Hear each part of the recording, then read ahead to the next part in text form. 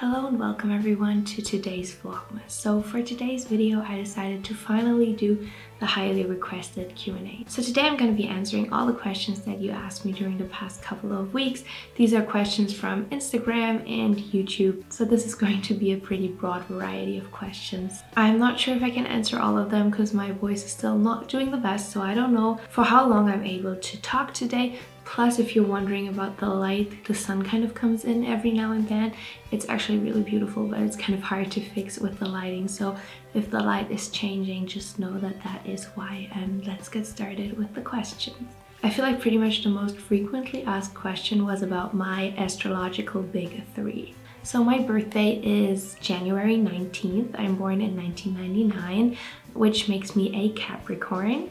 And then I am an Aquarius moon and a Libra rising. That is actually a pretty wild mixture. So Capricorns are basically very driven. I definitely see myself there. I tend to be pretty competitive. I have always loved my birthday because when you write it out, it's only ones and nines. So I always felt like that was a really cool birthday. And then the Aquarius moon, I feel like I definitely identify with a lot as well, because one of the biggest traits that come with that means that you want to stand out from the crowd and just truly be who you are. And I feel like that is definitely something that I work on a lot.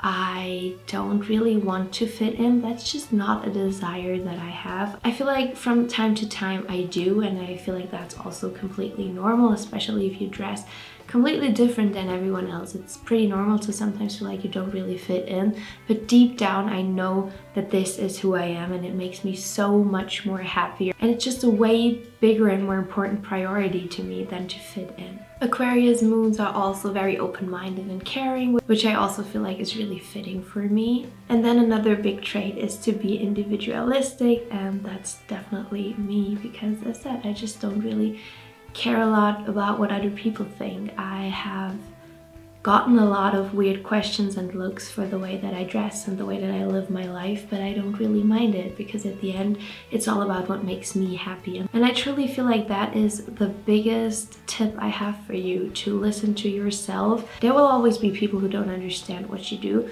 but as long as you do it for yourself and you do what you truly love, it'll all be worth it. And then the Libra rising basically means that you love harmony a lot. Is that basically you're just a very harmonic person and very focused on having that harmony, and that's definitely me. I cannot fight for the life of me. I just don't like it. I feel like whenever there is a fight or just like a bad mood with someone, I always feel like it was my fault, and I tend to think about that for days. So that's definitely something that I want to work with, because a lot of the time when people around me are upset, I feel like it's because of me, even though like rationally I know it's not, but emotionally it still kind of feels like that. Libra rising are also characterized as being really creative, where I see myself. The only thing that I don't really think I am is that they say that for people with Libra rising, it is really easy to make friends and to talk to people. And it's not that I have a hard time with that, it's just that I am very, very shy and sometimes cannot get myself to talk to other people, but I'm working on that.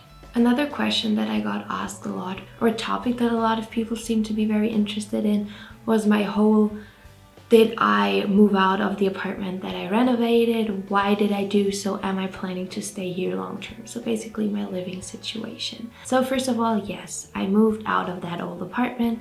I do not live there anymore. I moved to a completely different city. This is a completely different apartment, and this isn't even like a full big city. It's rather like a bigger town or like a very small city, something like that.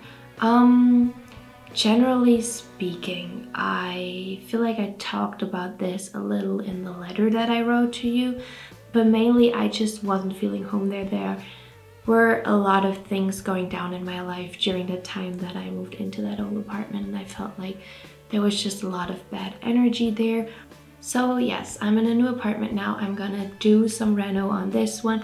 I just don't know how much or what we're gonna do so far, and I kind of want to take it really slow because I feel like with the last apartment, I dove in head first and did all of these renovations that I ended up loving, but I now feel like it's so much more important to fill a space with love and good energy before filling it with wallpapers and decorations. So that's what I'm currently working on with this space. I'm currently planning on living here for a long time. However, I don't know where the future is gonna take me. Maybe we will move in like a couple of years, I don't know. But for now, I really love to live here. This is also a question I got a lot, and that is about like which room the baby's gonna stay in. Currently, we only have the living room and the bedroom and a kitchen and a bathroom. So we will not be able to live here once the child is getting older, but we figured for the beginning it's gonna be completely fine. There's definitely enough room for 3 people in this apartment, especially with one being a baby. Plus there's another room on this floor that we might be able to rent in the future. So we currently don't know how long we're gonna stay here or if we're gonna live here forever, but for now and with the baby, we're planning on being here. I got a lot of pregnancy questions, which I don't want to answer too many. I don't want this channel to be a pregnancy or a baby channel. We're gonna stay with the content that you're used to. However, this is now a part of my life, which I'm actually really excited about and really happy about. And so I'm of course gonna answer some of your questions. Just know that this will not be a family channel. In the future, it'll stay sort of with the same content. The vlogs just contain some pregnancy content because it's currently part of my life, and I don't know how I'm gonna handle it with the baby. For now, I feel like I will not show the baby or just have it be part of this in any sort of way as long as the baby can consent. And obviously a baby doesn't understand how the internet works.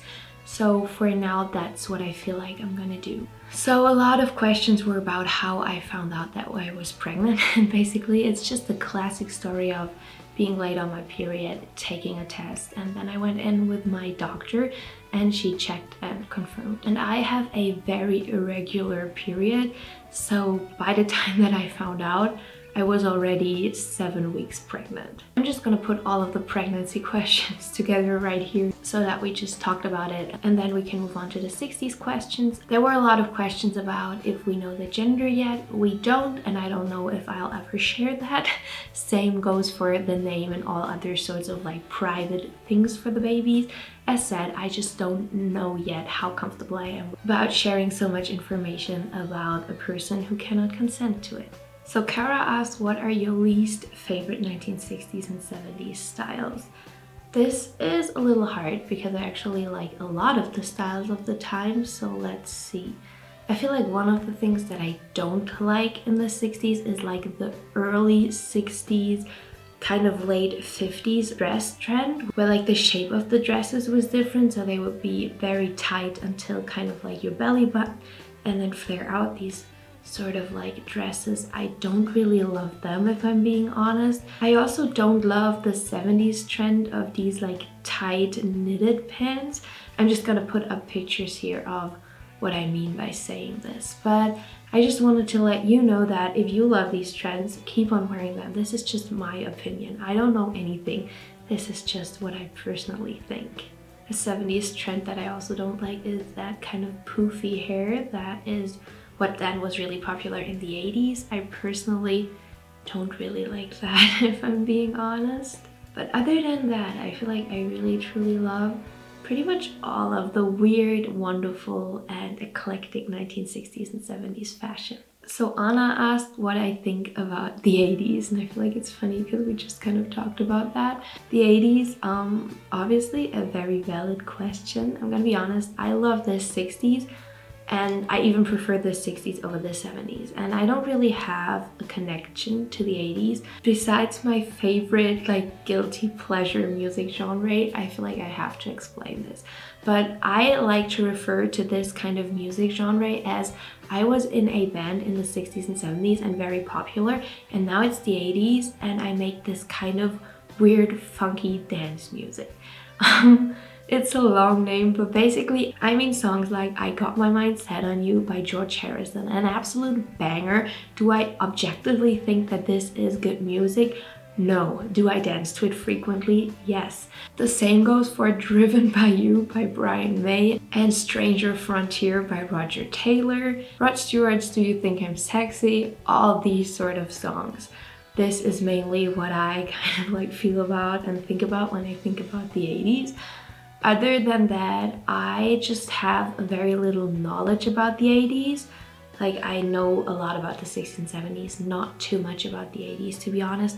I feel like the 80s seem like too much for me. I know this sounds a little weird, but the 80s seems so colorful, so bright, and I can really admire it. If someone loves the 80s and wears that look, you go for it. But for me personally, it's just too much. I like the classic 60s. I like the really individualistic 70s, but the 80s I feel like weren't for me. I love this next question. It's, do you have a skill, talent we don't know about, like singing or juggling? I am not a good singer and I don't think I can juggle really well, but there is something that I actually know how to do, which a lot of people find really funny, and that is I know a lot of magic tricks. So my dad, he's a magician. When I was a kid, and especially around like 10 to 12, I would do big shows with him. We would perform a lot. I was his assistant. He would cut me up and all of that. And so I know so much about magic. I have this great admiration for it. I admire magic and magicians. I love to go to magic shows. I never wanted to pursue it myself, but I still know a lot of tricks and I really enjoy it. So I feel like magic tricks might be a little hidden talent, although I would have to put a lot of work into actually being a magician or being able to perform. But I know a thing or two, which is always great for parties. So the next question is by Andy, who asked, which 60s album is not necessarily your favorite, but the one you would recommend as the most enlightening and calming to listen to?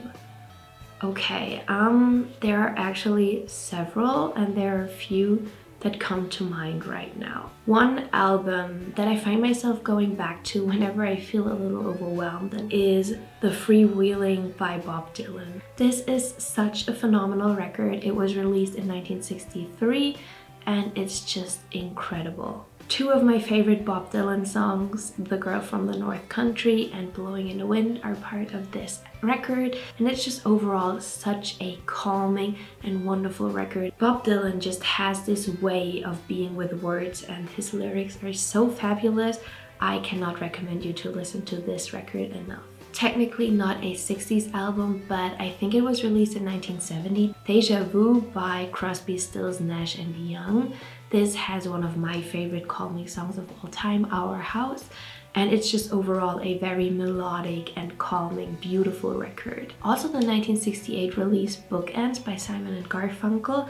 I know a lot of people think that this is overplayed, but to be honest, it's overplayed for a reason. I think it's an incredible record and it's very, very calming to me as well, especially America and the Boxer. Then this is definitely not 60s, but from 1972, Something Anything by Todd Rundgren. This is a great record. I feel like this is the #1 calming and relaxing record for me to go to. I love it so much. It's such an underrated and beautiful recording. And then I feel like another record that partially goes into this, but then also has these like very upbeat songs that I don't really love that much, is If You Can Believe Your Eyes and Ears by the Mamas and the Papas, which was released in 1966. That's also a wonderful record and very calming, at least parts of it. This next question was also asked a lot and I feel like I've answered it before, but I'm fine with answering over and over again because I feel like it's the #1 question that people have when they find my channel or my Instagram. And that is, when did you start dressing vintage and what drew you to the 1960s and 70s? So I started dressing vintage pretty early on. I've always loved this style, like during my school time and everything, but I feel like I kind of wore a more timeless look back then with like a lot of turtlenecks and just skirts and tights, but not like these kinds of dresses, which are a little more dated now, I feel like, because I was a little insecure. However, I've loved the music even before that, and that was what really drew me in, especially the Beatles, the Rolling Stones, the Doors, all of these bands and the music. And I started to listen to the music, and then I got really interested in these people, and so I started to research about their lives, and I just found all of these incredible styles and people and history and stories, and I decided to try the look, and it really felt like me. I got into the time because I love the Beatles, the Rolling Stones, and a lot of other bands from that time. And I feel like I mainly got into the fashion because I started researching their girlfriends and wives and loved what they were wearing, and then researched all the designers and brands of that time, and that's kind of how it all came together. Another very popular question that I got asked a lot was, how do you start dressing vintage? My tips and tricks for that. I'm gonna link a video right here which basically talks about all of that, but mainly what I would recommend you to do is to get some basic pieces, black mini skirt, just some classic 1960s pieces, turtleneck, blouses, to kind of play around with these and then work your wardrobe off of that. I know it seems like I have a bajillion clothes, and I do. I have so many pieces from the time, but I have been collecting these vintage pieces for so many years now. I did not find them all at once. I go months without finding anything that I like, and then I will go to a thrift store and get extremely lucky with some incredible 1960s and 70s pieces. So you just never know, but generally speaking, I would just say don't give up. You will find incredible pieces. You can also try online thrifting. This is usually a little more expensive, but it's more curated. If you use Depop or Poshmark, or go to eBay, search from price low to high, and then just take an hour or 2 or 3. Go through it all and find some pieces that you really love. Speaking of buying vintage, another question that I get asked a lot and that people reach out frequently to ask me about are just the bundles and the general situation. So I closed the shop. I currently don't take any orders, and that is because, number one, it's a lot of work and it is extremely complicated because I live in Germany with all the taxes and knowing how to ship where. I shipped parcels all over the world. I shipped to the US a lot, to the UK, but I've also shipped to places like India, Tokyo, and I love that, but it's just so much work and it's not really worth it, to be honest. Plus, I don't currently have access to that many thrift stores anymore because I now don't live in the city anymore. And so I felt like I would take a break with that. I don't know if I will ever do bundles again. I would currently say I probably won't. I would just be selling singular pieces.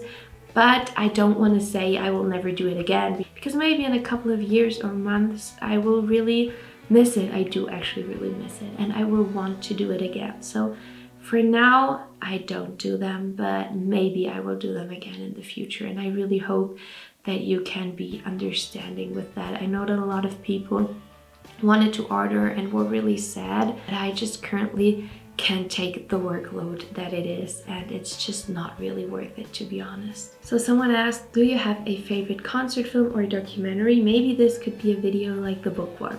That's a great idea. I feel like we could definitely do that because there's so much that I want to talk about that is not going to fit into this video. However, some of my favorite documentaries are the Woodstock documentary, and then there's a great documentary about Barbara Hulanicki and one about Mary Quant that is also really, really incredible. These are the ones that immediately come to mind. However, I will take this question with me and maybe make a full video about it. Then, speaking of my favorite concerts and concert films, I'm gonna link a playlist right here which I made where I get ready for concerts that I cannot attend because they happened 50 or even more years ago. But in most of these videos, I talk about some of my favorite concert films. So I'm gonna have that linked here.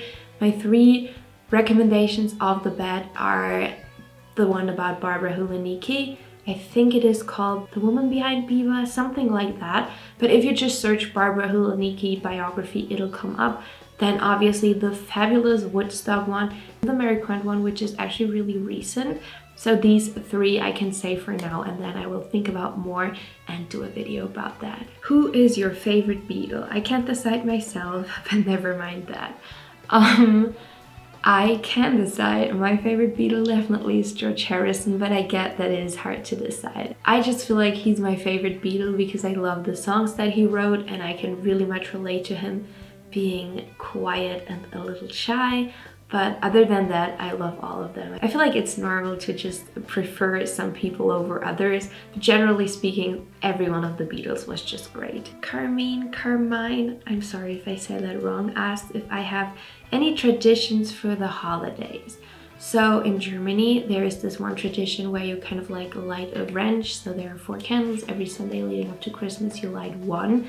Other than that, no. Christmas in my family isn't really celebrated. Technically, we are Christians, but we don't go to church or anything. We are a really small family. So my dad's mom and dad passed away when he was a child. On my mom's side of the family, everyone kind of passed away as well. So it's just the 3 of us, but then it's like my mom and her new husband and my dad and his new wife, which we all get along really well now. But this year Christmas will be completely different. As said in a prior video, my mom is a pain patient and she went off to the hospital for 6 to 8 weeks, so she won't be here on Christmas. And then my dad, this is actually rough for me to talk about because I'm pretty worried, to be honest. They found an aneurysm in my dad's brain.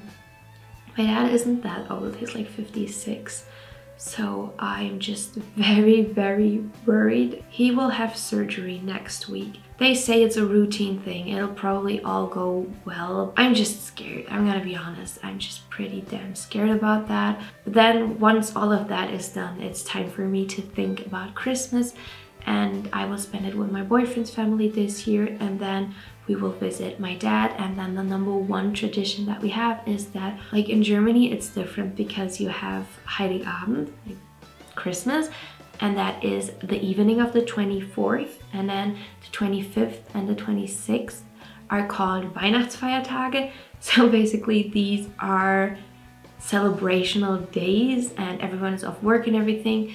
And so on the second Christmas day, which is December 26th, we usually meet up with my dad and his best friend, his childhood best friend, and his wife and their kids.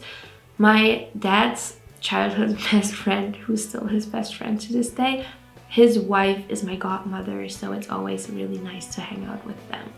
I feel like that's it for traditions. I don't think there's any more in my family. What would be your dream event to travel back to in the 60s or 70s? I feel like I've talked about this before as well, but obviously number 1, Woodstock. I would have loved to be part of Woodstock, be there, feel the spirit, listen to the music. It must have been so magical. So that's definitely one event I would have loved to attend. Obviously a lot of concerts, like Beatles concerts, Rolling Stones concerts. I would have also just loved to live on a random day, like in the later 60s maybe, just experience what it must have been like. I would have actually loved to do that. Also the Munch Harry Pop Festival, that would have been great. And then maybe the weekend that Patty Boyd and George Harrison visited Haight-Ashbury in 1967. That would have been great. Well, so these are some events, but I have a ton more that I would have loved to attend. Believe me, if time traveling was a thing, that's what I would spend all my money on. It keeps getting darker and darker outside because the sun is gone, but I just try to adjust the camera. But just know that if the lighting is weird in this video, it's the weather. Hannah wants to know, what's your favorite fashion decade apart from the 60s and the 70s? This is very easy. It's clearly the 1920s for me. The whole flapper look and just the boxy dresses, I feel like it is such a fabulous look. I also feel like it was when fashion truly was born. I love the 1920s for their style, their hairstyles, and just everything about it seems so magical. I know that the 20s had a lot of social issues and definitely wasn't like the greatest time to be alive, but fashion-wise, I would have loved to live in the 1920s. So the next question is, what are your favorite bands? Okay, so let's see if I can narrow this down. The Beatles, the Rolling Stones, The Who. I love Fleetwood Mac. The Doors. There are so many. Jefferson Airplane, of course. They make great music. I feel like these are probably like my top picks, but then there are also the Kings, and I love the Kings. The Moody Blues. There are so many. These are some of my favorite, but just know there are a bajillion more. Who are your favorite 1960s muses? Fashion-wise and looks-wise, definitely Anita Pallenberg, Marianne Faithfull, Patty Boyd, Jane Birkin, Sharon Tate, Miss Pamela of the GTOs in general. And then I feel like there are some more, basically like Maureen Cox too, basically all of the Beatles' wives and girlfriends. They all had great style. And then also definitely Penelope Tree, she was great. I feel like these are definitely my top picks. And Twiggy, how could I forget about Twiggy? She was important too.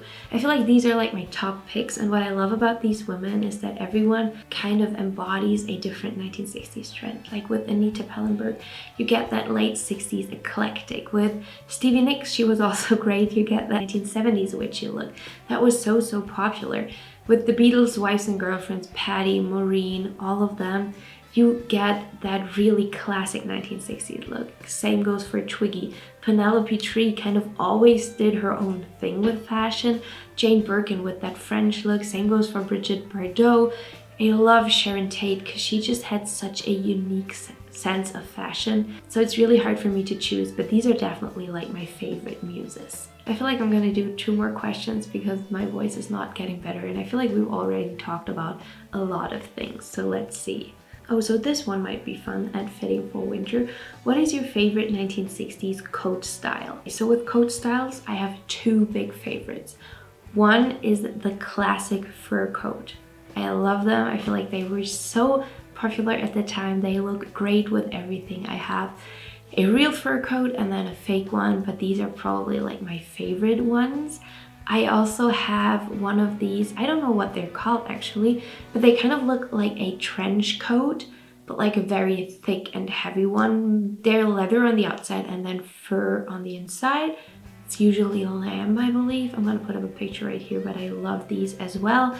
And then obviously just Penny Lane coats. Everything that is patterned or just embroidered, all of these are fabulous. And then obviously they need the fur trim and you're good to go with a fabulous 1960s and 70s look. And then last but not least, what do you think are the most underrated 1960s and 70s artists? That's actually a great question, I think. One of the bands that I found extremely underrated for some weird reason is The Left Bank. They made such incredible music, but I feel like they're not really known. So they kind of make like music somewhat similar to the Beatles, I'd say, but then it also sounds like the Kings a little. So if you like the Beatles and the Kings, definitely check out The Left Bank. You might really enjoy them. I also feel like Donovan is weirdly underrated, so is Todd Rundgren. For some reason, these are not listened to that much, but I feel like they made incredible music.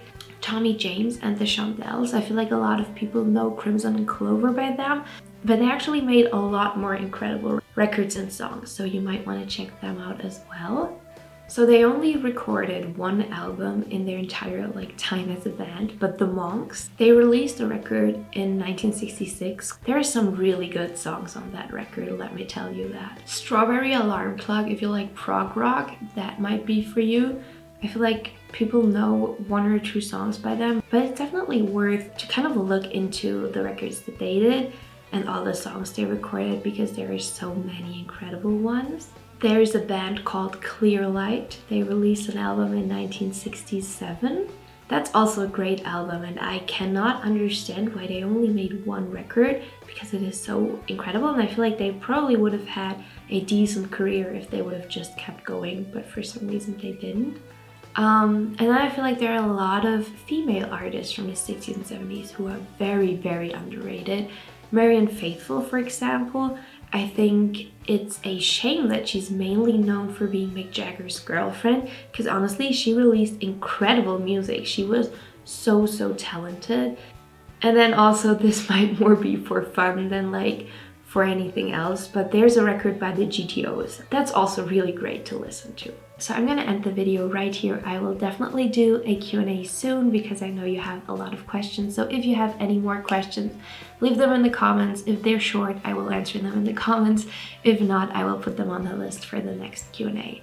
I hope you enjoyed this video. If you did, I would love you to give it a thumbs up and maybe even share it with your friends. It supports me, it supports the channel, and it would truly mean the world. If you're interested in all things 60s and 70s, make sure to subscribe to my channel because I currently upload a new video every single day. But outside of Vlogmas, I upload at least once a week, so make sure to subscribe if you don't want to miss out on that.